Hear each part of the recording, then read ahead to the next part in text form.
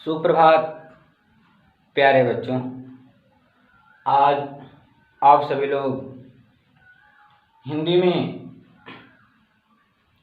वाक्य के विषय में आप सभी लोग अध्ययन करेंगे। तो आइए वाक्य का परिचय। वाक्य शब्द का जो अर्थ होता है वह है वाणी। कश्मीरी भाषा की लोकप्रिय संत कवित्री लल्लत ने अपनी वाणी को वाक्य शैली में प्रस्तुत किया है। वाक्य कश्मीरी भाषा की काव्य शैली है। लल्लत का कोई स्वतंत्र काव्य ग्रंथ नहीं है। उनकी रचना शैली को वाक्य कहा जाता है। इस वाक्य का हिंदी अनुवाद मीरा कांत ने किया। इस वाक्य में कवित्री ने अपने जीवन की निराशा से उत्पन्न पीड़ा का बोध कराया है। जैसे कबीरदास संत कवि थे। संत का मतलब है, जब मैंने आप सभी लोगों को कबीरदास जी के विषय में समझाया था तो बताया था, तो मैंने बताया था कि संत वही होता है जो निष्पक्ष भाव से ईश्वर की भक्ति करता है, या कह सकते हैं जो निष्पक्ष रूप से सभी के साथ समानता का व्यवहार करता है, वह व्यक्ति एक संत हो सकता है। जैसे कबीरदास जी संत कवि थे और उन्होंने अपनी वाणी के माध्यम से समाज में व्याप्त आडंबरों का विरोध किया। आडंबर जो दिखावा है, चाहे वह जाति के नाम पर हो, चाहे वह धर्म के नाम पर हो, तो कबीरदास जी ने वाणी के माध्यम से समाज में जो व्याप्त आडंबर थे, जो दिखावापन था, उन्होंने उसका विरोध किया। उसी प्रकार संत कवित्री ने वाक्य के माध्यम से आडंबरों पर तीखा प्रहार किया। उनका मानना है कि अंतःकरण अर्थात हृदय में संभावी अर्थात समानता का भाव पैदा करने से, या सभी के साथ समानता का भाव पैदा करने से जो चेतना है वह व्यापक हो सकती है, विशाल हो सकती है। यह संसार एक भवसागर है। भवसागर का मतलब यह होता है कि जहाँ जन्म और मृत्यु का सिलसिला चलता रहता है, उसे भवसागर कहा जाता है। यह संसार एक भवसागर है। इस भवसागर को पार करने के लिए सत्कर्म ही सहायक है। यदि संसार में जन्म लेकर के यदि हम मनुष्य यदि सत्कर्म या अच्छे कर्म नहीं कर रहे हैं, तो इस संसार से कभी भी हमें मुक्ति नहीं मिल सकती है। इस संसार से मुक्ति पाने के लिए हमें सत्कर्म करना चाहिए, सभी के साथ अच्छा व्यवहार करना चाहिए, सभी के साथ समानता का व्यवहार करना चाहिए। यही हमारा सत्कर्म है एक इंसान के प्रति। इसलिए धर्म और जाति के नाम पर भेदभाव को मिटा करके भेदभाव को त्याग देना चाहिए, क्योंकि जो स्वयं को पहचान लेता है वही ईश्वर को जान लेता है। जो व्यक्ति स्वयं को नहीं पहचान पाता है वह कभी भी ईश्वर को नहीं जान पाता है। जबकि ईश्वर का जो अंश है हमारे हृदय में, परमात्मा का जो अंश है हमारे हृदय में जीवात्मा के रूप में है। इसलिए जो स्वयं को पहचान लेता है वह ईश्वर को पहचान लेता है, ईश्वर को जान लेता है। वह ईश्वर जीवात्मा के रूप में प्रत्येक जीवधारियों के हृदय में है, जिसके कारण मनुष्य जीवित है।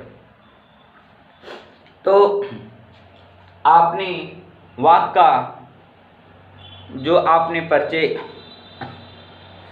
तो अब आप सभी लोग आइए इस वाक्य में जो आपका पहला पद है इसके विषय में आप सभी लोग अब अध्ययन करेंगे। तो जो आपका संकेत बिंदु है, रस्सी कच्चे चाह है घेरे। तो जो आपका वाक्य का जो पहला पद है कि रस्सी कच्चे धागे की खींच रही मैं नाव, रस्सी कच्चे धागे की खींच रही मैं नाव, जाने कब सुने मेरी पुकार, कर दे भवसागर पार। भवसागर पार, मैंने कहा ना कि यह जो संसार एक भवसागर है। भवसागर का मतलब यह होता है कि जहाँ जन्म और मृत्यु का सिलसिला चलता रहता है उसे भवसागर कहते हैं। और इस भवसागर से हर कोई मुक्ति पाना चाहता है, परंतु मुक्ति का रास्ता केवल एक ही है, सत्कर्म, अच्छा कर्म। पानी टपके कच्चे सकोरे, व्यर्थ प्रयास हो रहे मेरे। जी का अर्थ होता है मन होता है, जी का अर्थ मन होता है। जी में उठती रह हुक अर्थात व्याकुलता, हुक का अर्थ होता है व्याकुलता। घर जाने की चाह है घेरे। घर शब्द का जो प्रयोग किया गया है यह प्रतीकात्मक काव्य शैली में का भी प्रयोग किया गया है। तो घर अर्थात ईश्वर का घर। तो कुछ कठिन शब्द हैं, पहले उसके विषय में जान लेते हैं। इसमें मैं शब्द का प्रयोग कवित्री ने स्वयं के लिए किया है, यह ध्यान रखिएगा। है कि मैं नाव, खींच रही मैं नाव, तो मैं शब्द का प्रयोग कवित्री ने स्वयं के लिए किया है। इसमें नाव शब्द का जो प्रयोग हुआ है वह जीवात्मा अर्थात मानव शरीर का प्रतीक है। नाव जो शब्द है वह जीवात्मा अर्थात मानव शरीर का प्रतीक है। और इसमें रस्सी शब्द का जो प्रयोग है वह प्राणी अर्थात मानव जीवन का प्रतीक है। और सकोरे शब्द का जो अर्थ होता है मिट्टी का पात्र। सकोरे शब्द का जो अर्थ होता है मिट्टी का पात्र। तो अब आइए इस वाक्य का जो आपका प्रसंग है। तो प्रस्तुत वाक्य में कवित्री ने परमात्मा की प्राप्ति के लिए संसारिक प्रयासों को व्यर्थ बताया है। प्रस्तुत वाक्य में कवित्री ने परमात्मा की प्राप्ति के लिए, ईश्वर की प्राप्ति के लिए सांसारिक प्रयासों को व्यर्थ बताया है। और भावार्थ है आपका, कवित्री का मानना है कि आत्मरूपी नाव को, नाव जो जीवात्मा का प्रतीक है, मानव शरीर का प्रतीक है, तो कवित्री का मानना है या कवित्री का कहना है कि आत्मरूपी नाव को कच्चे धागे से खींच रही हूँ, आत्मरूपी नाव को कच्चे धागे से खींच रही हूँ। जाने ईश्वर कब मेरी पुकार प्रार्थना, जाने ईश्वर कब मेरी प्रार्थना या पुकार सुन करके कर दे भवसागर, मुझे भवसागर रूपी से मुक्ति दे सकेगा। कि जो कवित्री है, कवित्री का कहना है कि मैं आत्मरूपी नाव को मैं कच्चे धागे से खींच रही हूँ। जाने ईश्वर कब मेरी पुकार सुन करके मुझे भवसागर रूपी संसार से मुक्ति दे सकेगा। पानी टपके कच्चे सकोरे व्यर्थ हो रहे प्रयास। तो कवित्री कहती है कि मेरे सारे जो प्रयास है, व्यर्थ माने बेकार होता है, मेरे जो सारे प्रयास है ऐसे व्यर्थ हो रहे हैं जैसे मिट्टी के कच्चे पात्र में। क्योंकि मिट्टी का जो पात्र होता है जब तक